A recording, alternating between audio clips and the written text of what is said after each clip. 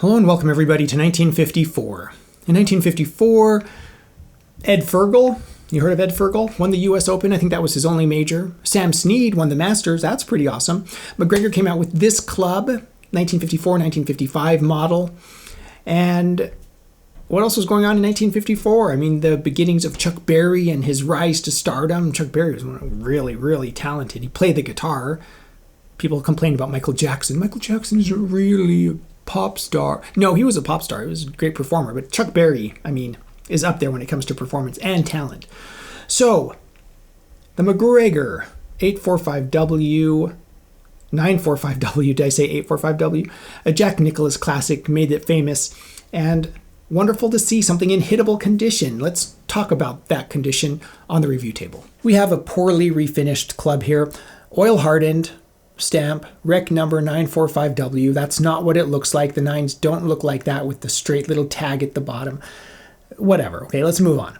Then we have a Battle Axe sole plate, 1, 2, 3, 4 screws, Macgregor over Iomatic, tourney, and then we have the one. It's a driver. You can see the bore through shaft right here, bore through hosel with the shaft exposed on the sole. The shaft is pinned. We spin around the skirt, we see a back weight, just some discoloration here. I can feel the texture of that. It's been finished over, so whoever finished this just was kind of sloppy. On the face, we see the Iomatic. There'll be a notch on the face insert on the crown for the Super Iomatics. So we have the original Iomatic here, common in 1954, 55. 6 screw face insert with the brick red, white, brick red. The 1-4-1 groove pattern. Clubs that came out in the 80s often had the 1-3-1 groove pattern. There you go. Good size deep face here. That's a pretty deep face. I mean, for the era, this is the size of club that you're going to be looking at. So this is very common for that era. The whipping, we spin up the whipping to a stepped shaft with, yes, it's been reshafted, everybody. True Temper Dynamic Gold. Yeah, they didn't have these back in the day. X100. Wow. All right. 1954, that's the club head, not the shaft. And then we have a Victory Cordy grip. So it looks like it's hittable, and that's something, you know, I don't mind hitting a Franken club like this, a 945 that's been poorly refinished and reshafted. So let's get this out on the range and see how it does. Macgregor 945W. The 1954 and 55, according to my source, the identification guidebook, are the same. So 1954, 55 are the same, and then they moved to the Super Iomatic with the little notch on their clubs. 56, I believe, is when they started the Super Iomatics. And so, I mean, Jack Nicklaus played the 1955 945 for 14 years, 1976 through 1990. You know, 14-year stint. How many pros do you know that have played their same driver for 14 years? That might happen again here soon with technology maxing out. MOI and what do they measure? The rebound of the club face. So maybe we'll have another Jack Nicklaus show up and just play the same driver for 14 years. Let's have a little whack here and see how this feels. That was a Healy thin pull, but it's curving back right down that lane I was aiming for. You think about forgiveness, you know, even back then clubs had forgiveness, roll and bulge, all of that going for you.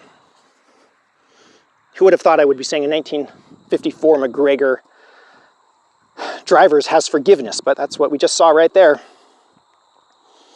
All right, here we go. Are we warmed up? Let's take a full swing here. Wow, I connected that. I mean, that was right out of the face. It was obviously a slice. So that's just my face control. But that felt amazing. That got some good air under it. And a lot of height. Obviously air, height, same thing. Repetitive redundancy. So we're gonna hit a couple more here.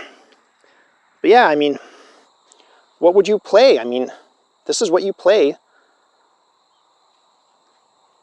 until the 90s. 50, yeah, wow. 40 years, 35 years before they really started making like improvements on this club.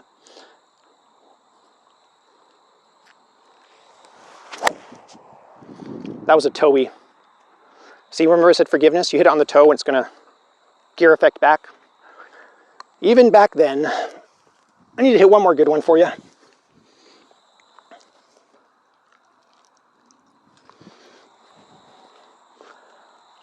At that 250.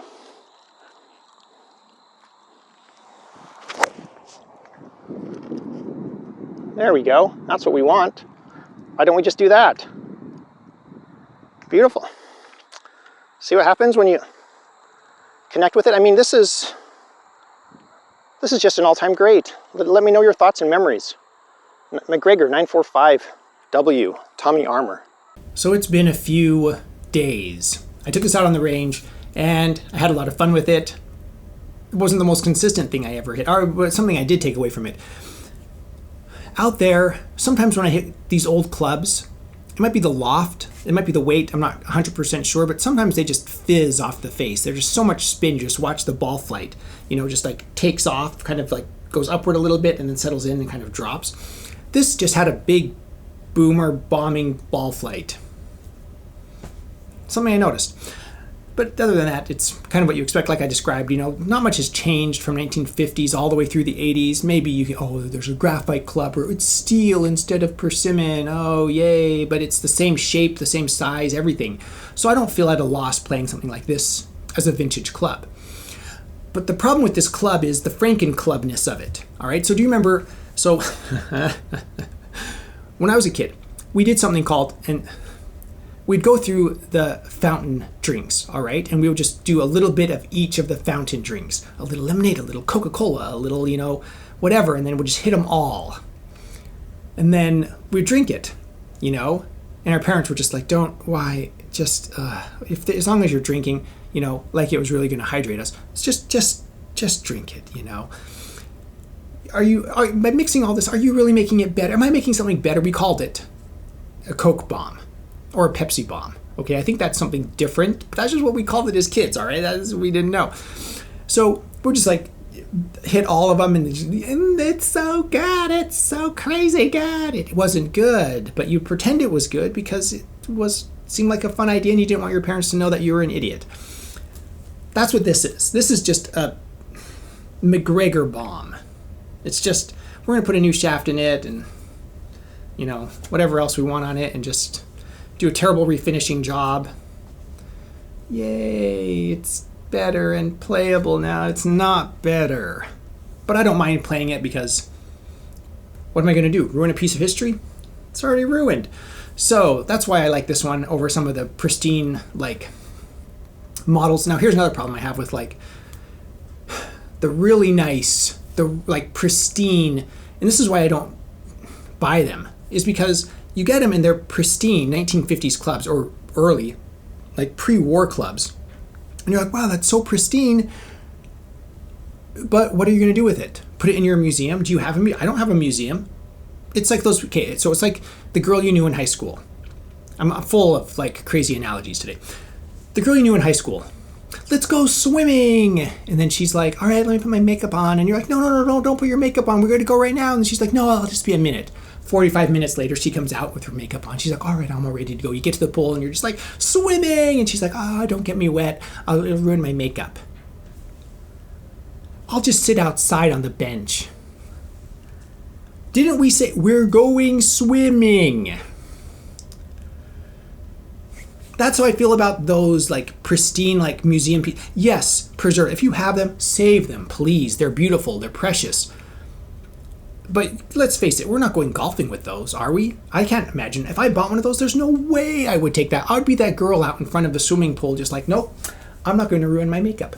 That would be me because they're so lovely, all right? So this is just a sewn together. What was the name of that?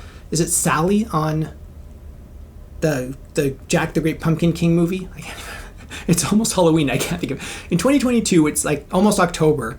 And I can't remember the name of the Jack the Great Pumpkin King movie that we watch every year. Jack the Pumpkin King. I'm going to be here for 5 minutes on video just trying to think of the name of The Nightmare Before Christmas. This is Sally, right? She doesn't care. Jump in the pool. Jump out of a window. Nobody cares. Play it. I'm going to build a set around this. Deal with it. It'll be a Franken set. Maybe. The irons will probably be in pretty good condition compared to this. Either way, yes for me. Yes, yes, yes. If you have one of these, save it. Cherish it. Or sell it. And let somebody else care for it and love it and cherish it. Huge shout out to my patrons. Thank you so much for your support. I really appreciate it. It does so much psychologically. There's just so much going on in my life right now, and sometimes I'm just like, why do I do YouTube? But every time I see the patrons and I look back at their old messages and always try to post updates, I feel happiness, so thank you. You can also support this channel by visiting my Amazon shop. I'll put a link in the description below. I am an Amazon associate. I make proceeds from qualifying purchases. Thank you everybody for watching. I am the Vintage Golfer.